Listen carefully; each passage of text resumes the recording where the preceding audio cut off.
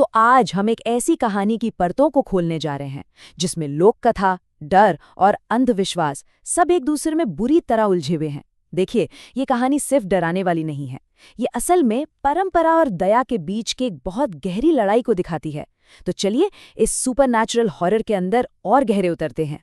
इस पूरी कहानी की जड़ ना एक बहुत गहरे विश्वास से जुड़ी हुई है। हम सब जानते हैं कि भारतीय संस्कृति में किन्नर समुदाय का एक खास मकाम है। उन्हें अक्सर शुभ मौक़ों पर दुआएं देने के लिए जाना जाता है, लेकिन उनकी एक ऐसी रस्म है जिसे दुनिया की नज़रों से बिल्कुल छिपा कर रखा जाता है, उनकी आखिरी यात्रा। और ये एक ऐसी परंपरा है जिसे तोड़ने की इजाज़त किसी को भी नहीं है। और बस यही वो सवाल है जो इस कहानी को जन्म देता है कि क्या होता है जब कोई अनजाने में उस राज पर से पर्दा उठा दे।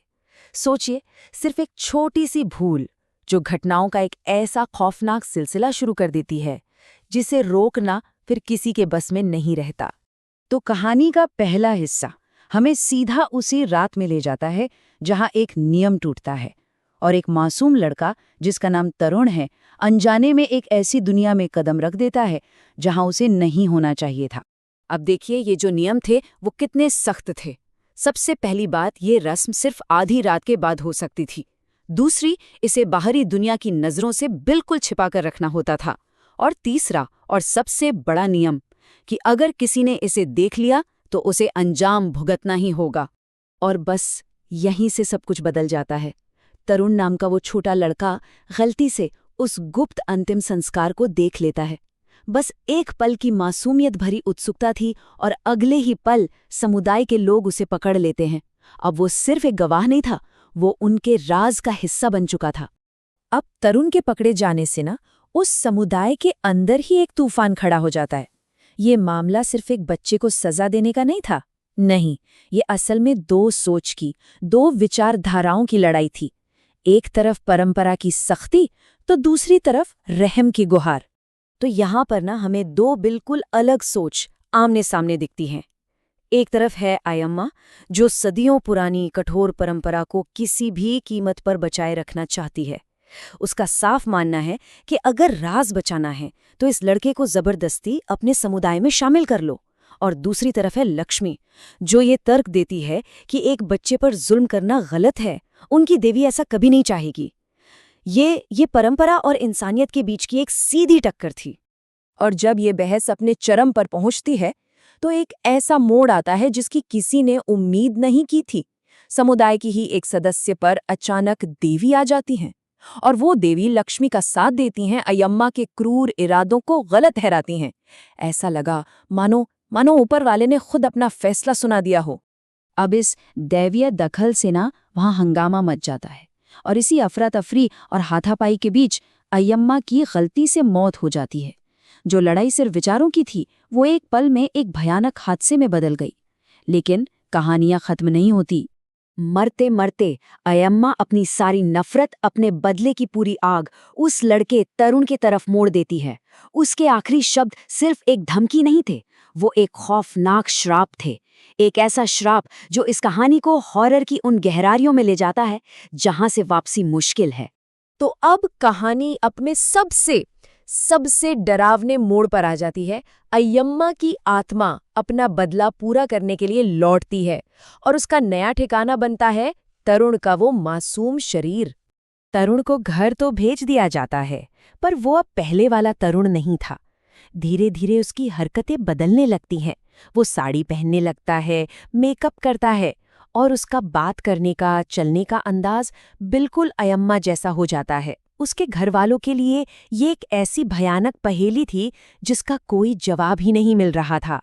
और फिर एक दिन वो सच सामने आता है, बहुत ही खौफनाक तरीके से। जब उसके माँ बाप उससे सवाल करते हैं तो तरुण के अंदर से अयम्मा की आवाज़ गूंजती है। बस एक पल में उनकी सारी उम्मीदें, सब कुछ टूटकर बिखर जाता है। अब अयम्मा की आत्मा तरुण के शरीर को एक हथियार की तरह इस्तेमाल कर रही थी। वो वापस अपने ही समुदाय में जाती है और उन सब लोगों से बदला लेती है जिन्होंने कभी उसकी बात नहीं मानी थी। डर का वो साम्राज्य जो वो जीते जी बनाना चाहती थी, अब वो मरने के बाद बना रही थी। जब ये डर अपनी सारी हदें पार कर जाता है तब लक्ष्मी और बाकी लोगों को ये एहसास होता है कि बस अब बहुत हुआ, इस सिलसिले को खत्म करना ही होगा। उन्हें सिर्फ तरुण को नहीं बचाना था, उन्हें अपने पूरे समुदाय की रूह को बचाना था। तो लक्ष्मी ना एक बहुत जोखिम भरा रास्ता चुनती है। वो एक ऐसा शक्तिशाली अनुष्ठान करने का फैसला करती है जिससे अयम्मा की आत्मा को तरुण के शरीर से बाहर निकाला जा सके। ये एक सीधी लड़ाई थी जिसमें अगर वो हारते तो सब कुछ खत्म हो जाता। पता है, इस पूरे अनुष्ठान का सबसे जरूरी हिस्सा एक चाल थी। अय्यम्मा की आत्मा को ये यकीन दिलाया जाता था कि अगर उसे देवी को चढ़ाई जाने वाली भेंट स्वीकार करनी है तो उसे अपने असली रूहानी रूप में बाहर आना ही होगा। ये उसकी आत्मा के गुरूर पर एक बहुत ही सोची समझी चोट थी। और इस आखिरी लड़ाई के लिए ना 2 अलग-अलग दुनियाएं एक साथ आ जाती हैं। एक तरफ किन्नर समुदाय अपनी परंपराओं और अपनी आस्था के साथ, और दूसरी तरफ तरुण का वो बेबस परिवार अपने प्यार और अपनी उम्मीद के साथ। तो अब हम कहानी के आखिरी हिस्से में पहुंचते हैं, जहां हम देखते हैं कि कैसे आस्था डर पर जीत हासिल करती है और कैसे वो समुदाय अपनी असली पहचान को फिर से गले लगाता है, जो दुआएं देने की है, डर फैलाने की नहीं। और वो अनुष्ठान काम कर जाता है। परिवार का प्यार और पूरे समुदाय की मिली-जुली आस्था अयम्मा के अंदर की बदले की आग को ठंडा कर देती है। उसकी आत्मा को आखिरकार मुक्ति मिलती है और तरुण आजाद हो जाता है। इस सारी भयानक घटना के बाद लक्ष्मी अपने समुदाय को उनकी असली पहचान याद दिलाती है। वो समझाती है कि उनका काम लोगों में डर पैदा करना नहीं, बल्कि दुआएं देना है। वो खुशियों का हिस्सा बनने के लिए है, दुख पैदा करने के लिए नहीं। अय्यम्मा की जो सोच थी वो उनकी पहचान के साथ एक धोखा थी। और फिर अयम्मा की उस नफरत और डर वाली सोच को हमेशा के लिए खत्म कर दिया जाता है।